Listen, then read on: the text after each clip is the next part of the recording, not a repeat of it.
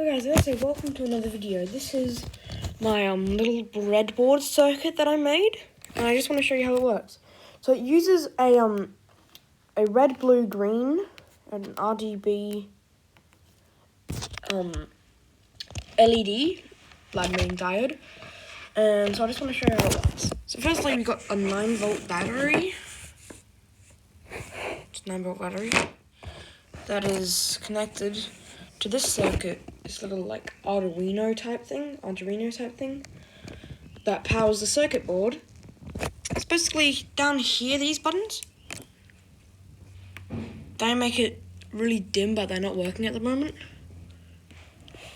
It's supposed to be dark, if you're wondering, but like the blue one lights up blue, green one lights up green, and the red one lights up red. And guess what?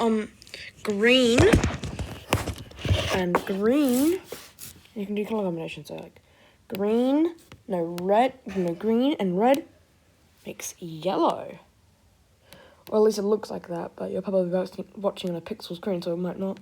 And then all three is white. Thank you for watching.